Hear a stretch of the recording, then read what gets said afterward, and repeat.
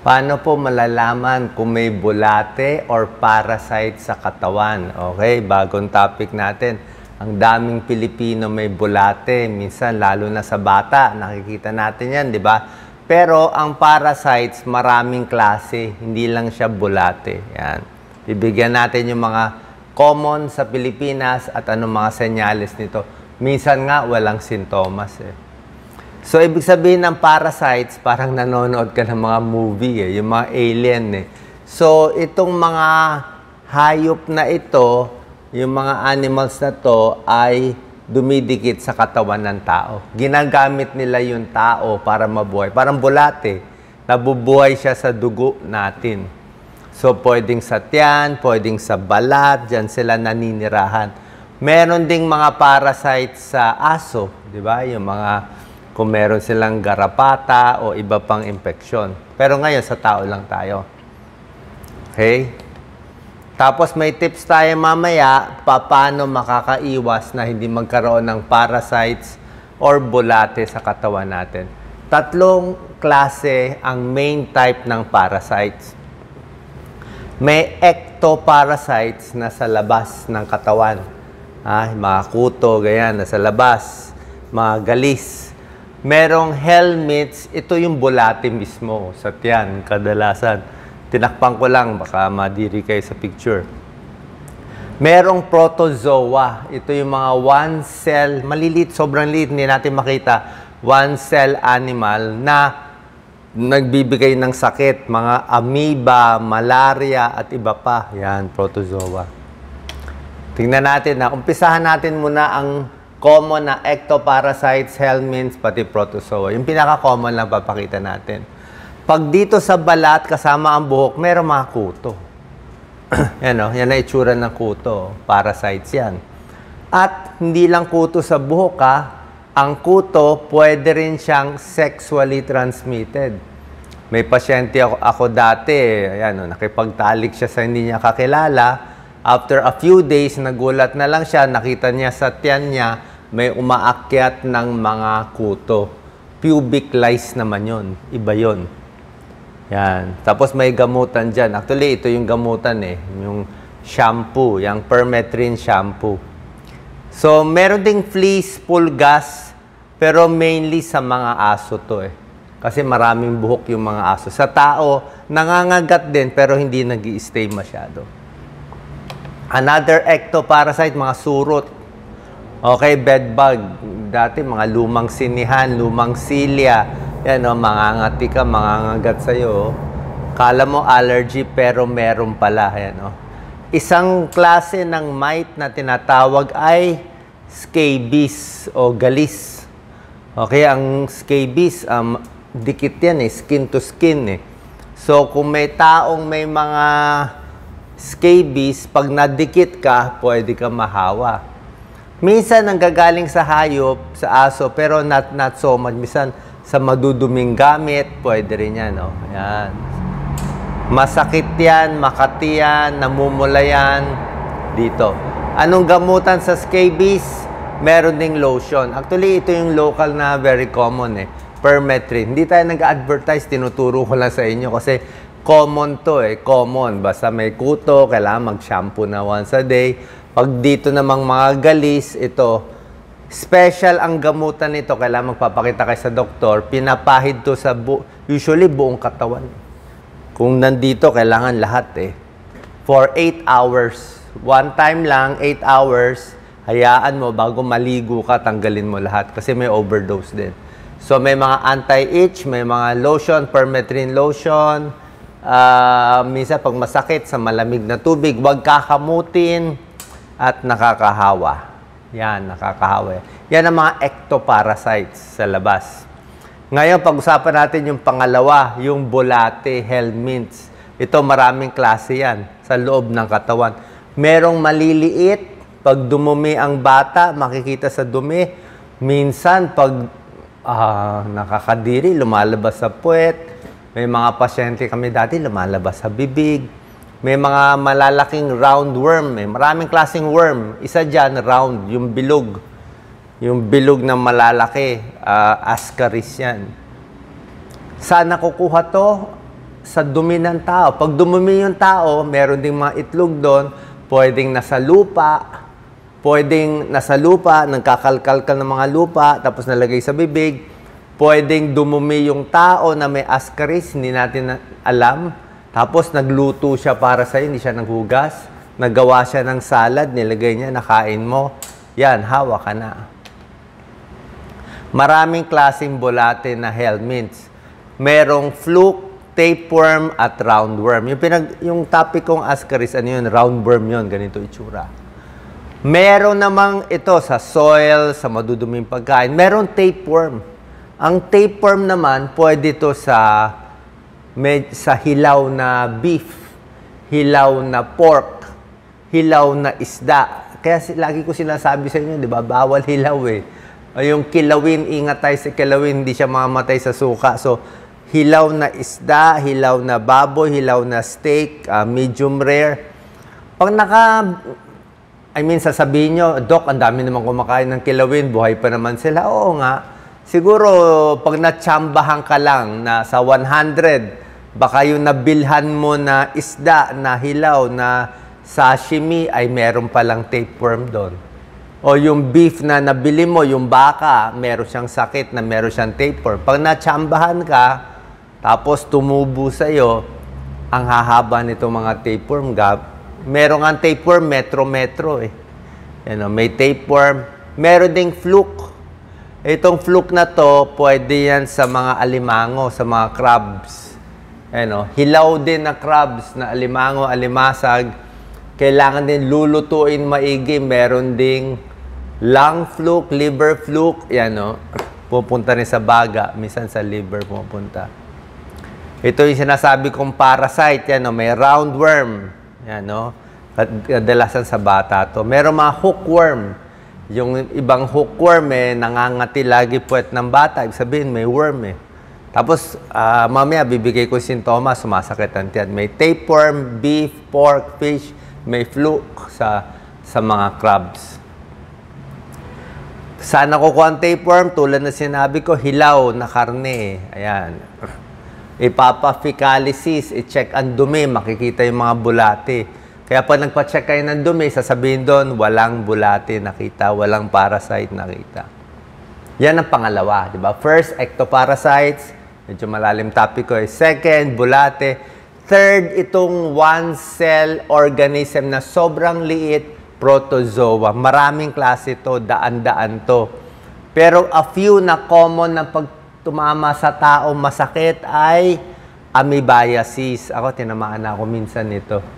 Amoebiasis, saan ako kumain nun Lugaw May kinain akong lugaw na medyo malamig Siguro fast food pa. So, nagka-amoebiasis. Ito, ang dumi mo, malambot na may sipon.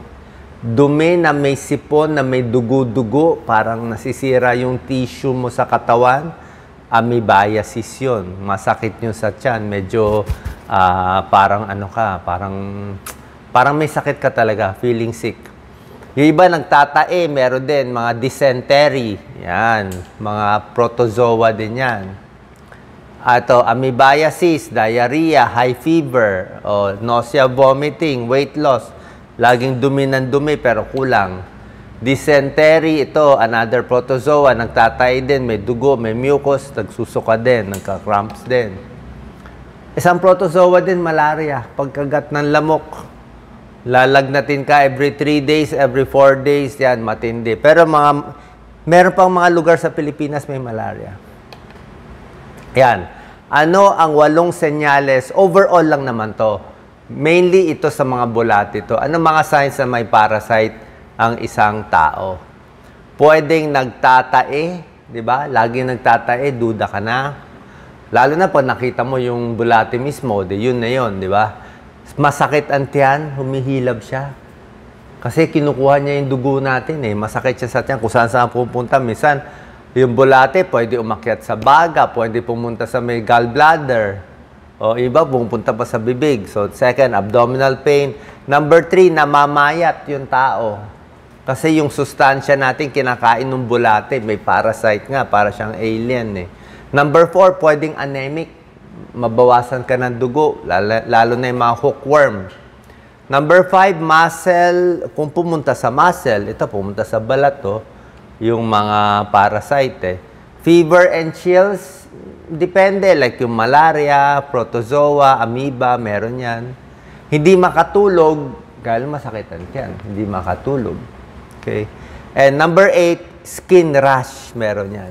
Okay? Inaaral ko to dati sa public health eh. Nag-masters tayo sa public health sa UP 2001. Ito kasi, problema ng Pilipino. May isang pag-aaral ang school children, ito sa UP namin naaral to. Sa school children, dating pag-aaral to, siguro mga 10 years, 15 years ago, parang almost 50% ng mga bata, nakitaan nila may bulati. Ganun karami. Paano nga? Yakap-yakap, hindi naguhugas ng kamay. Kaya pag sinabi sa inyo, hugas kamay, hugas kamay. Pag sinabi, lutong-luto, ang baboy, baka, isda, walang dugo, yun ang ibig sabihin. Pag hugasan maigi ang gulay, hugasan talaga maigi. Yung mga kuko, dapat talagang, di ba, nasa kuko talaga nagtatago eh. May mga studies yan, yung mga bata, tinitingnan yung kamay, tatanggalin yung dumi sa ilalim ng kuko. Okay? Pag tinanggal ang dumi, nagsamin sa microscope, maraming bulate, itlog ng bulate. Kasi nga, hinahawakan nila yung lupa, tapos kakainin nila yung kamay nila. That's it. Pati tsinelas, hindi nagchichinelas, nagpapaa, pwede rin pumasok yan. Nagsuswimming sa maduming lugar. So may mga area sa Pilipinas, may ganito pa. Okay? Kaya dapat awareness dito. Intestinal parasites, tulad na sinabi ko, ito yung mga symptoms, diarrhea, fatigue, bloating, stomach pain. Tapos pag lumabas yung bulati mismo, depende kung ano makikita mong itsura. Ano sources? Sinabi ko sa inyo, hilaw na karne. Katulad ng hilaw na isda. Hindi hinugasan na gulay at prutas. Kaya nga, lahat ng food handlers, dapat may examine ng dumi. Dapat sure walang bulati. Minsan kasi walang symptoms eh. Wala siyang symptoms, pero ang dumi niya, puro mga itlog ng bulati. So, pag hindi siya naghugas, mahawa ka, yun na yun. Okay? Yung mga hilaw na gulay, kailangan huhugasan. Unpasteurized milk. Paano nakukuha yung parasites? Tulad na sinabi ko, contaminated food, pati tubig, kung madumi, hindi naghuhugas ng kamay bago kumain. O tayo, Pilipino, mahilig magkamay, di ba? So, pag nagkamay tayo, yun na yun. Di ba? Madumi kamay mo, kinakain mo. Masarap magkamay, kaya lang, dapat pati ilalim ng kuko, di ba? Dapat may brush tayo. Pag mahina immune system mo, mas tatamaan ka. Meron tulad na sinasabi ko sa inyo, di ba? Yung mga ectoparasites sa balat, sexual contact, sa mga bed bugs. Paano itetest? Minsan makikita nga eh. Minsan lumalabas. Pero minsan sa dumi, nakikita sa dumi. Or yung ibang doktor, may colonoscopy, enteroscopy, sinisilip mismo sa tiyan. Hinahanap mismo yung bulate. Ayan, sinisilip mismo yung bituka. Sa blood test, minsan nagloloko konti yung blood test, pero hindi ganun ka-sure. Ito, CT scan, MRI, kung malala na. Kung malala na yan. Paano ginagamot? Okay, syempre, magpapacheck tayo sa doktor para magamot. Pero basically, may mga gamot para dyan sa mga... Bawat sakit, may kanya-kanyang gamot. Malaria, may anti-malaria. Amoeba, may mga anti-amoeba, mga metronidazole. Sa bulate, meron talaga pang bulate, pang purga. Kaya ang bata, ang payo nga ng DOH, pinupurga nga ang bata twice a year. May buwan na pinupurga talaga eh. Kasi dahil nga sa dami ng percent na may bulate, minsan di natin test, pinupurga na lang twice a year. Lalo na yung mga grade school. Antibiotics, depende sa sakit. Shampoo, yung sinasabi ko sa inyo, yung Permethrin, di ba? Tapos, hugas ng baro, maigi. Yung mga bedsheet, yung mga towel, yan o, mainit, vacuum, ang carpet, mga rug, painitan, di ba? Pag nainitan itong mga surot, itong mga bed bugs na mamatay. So, tips, hugas lagi kamay, antibacterial soap, okay? Regularly bath, mag-shower ng mainit, lahat. Daliri, kamay, paa sa private part. Yan, private part ng lalaki, ng babae. Tubig dapat malinis. Kung hindi maboboil, mag-bottled water. Lutong-luto ang karne, high temperature, pati yung loob. Iwas sa insects, maglagay ng kung may mga lamok, mga lotion, anti-lamok. Check your pets kung may pets, di ba? Minsan yung pets, practice safe sex kasi merong ibang sakit na galing doon. Natural remedy, question mark lahat. Marami nagsasabi mga probiotic, vitamin C, ganyan. Pero ang isang medyo malakas na natural remedy ay ang bawang. Na-discuss ko na yung bawang. Maraming pag-aaral sa bawang. So yung bawang, merong mga pag-aaral, napapatay niya sari-saring parasites. Okay? Pero syempre, pag may bulati ka na o may amoebiasis, inom na lang tayo ng gamot ng doktor. Mas sure yun. Pampapurgan na lang o ang mga antibiotics na lang, sure yun. Pero kung gusto mo lang for prevention o baka may konti-konti dyan, di tayo sure, bawang may tulong. Okay? Na-discuss ko na yung bawang.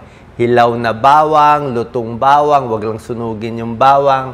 Ayan, may mga study siya. Maraming studies, hundreds. Ginagamit ang bawang, pati sibuyas, pamatay ng ibang parasites. Sana nakatulong po ang video natin.